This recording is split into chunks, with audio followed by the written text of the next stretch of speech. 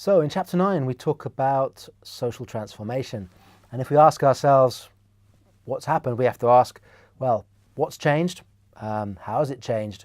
To what has it changed? And who did the changing? So if we ask ourselves what's changed, well, just think about time. Living time. We've moved from living with seasons to living within modern societies where we're looking at watches, thinking about time in terms of structure that we've created for ourselves. If we think about lifetimes, that life expectancy, people live longer, infant mortality rate is far lower than it was, transformations that we could not necessarily envisage. Likewise, life cycles, from birth rates, the age of consent, the age at which a person is an adolescent, the time it takes to become an adult. Life politics, if you think about reproductive rights, sexual rights, the right to a pension or welfare or health when you're not actually working. All of these things are transformations that we perhaps take for granted.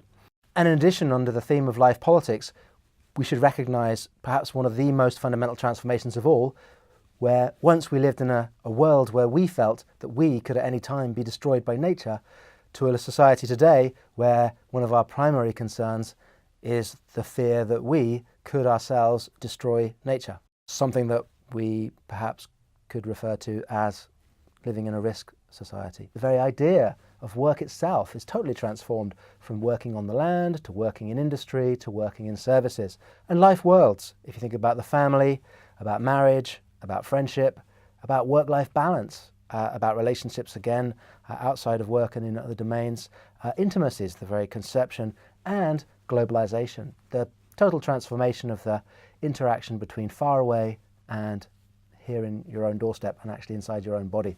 So if you ask the question, how did social transformation come about, we can perhaps ask ourselves about the creation of something that which we call modernity. And one argument is that modernity is a society in which we have been disembedded from the past. And the question of how we've become disembedded from the past leads us to 4 dimensions, those of technology, markets, enlightenment, and democracy. We talk about technology and industry, the drive to increasing efficiency and efficacy. We talk about markets, the development and transformation of markets, things that are bought and sold. What would have once been considered sacred is now available to buy and sell. We can think about enlightenment and science, the notion of truth, totally transformed in the last 3 centuries.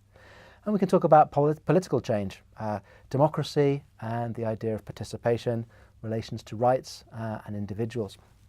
And to what have we changed? So where are we now? Where do we live? Where is this changed world? Well, some would say we live in a capitalist society where property is the driver and we are following in its wake.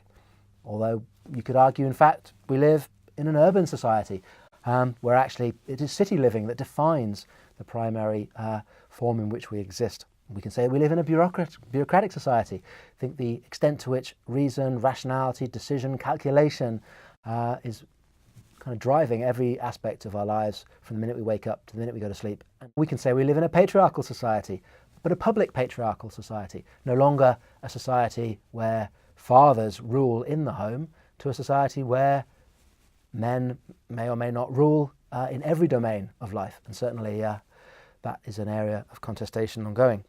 But we could also say that we live in a democratic society.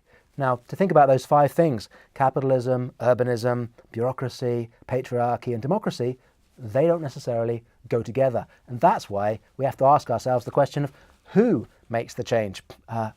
In all of those domains, there are challenges. There are those that would seek to change, those that would seek to keep the same, those that would seek to take us back to some past that we have transformed from, but some would like to return to.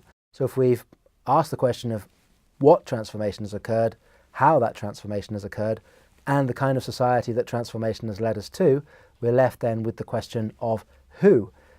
Who makes the change? And more particularly, do we consciously make the change, or have those transformations unconsciously made us?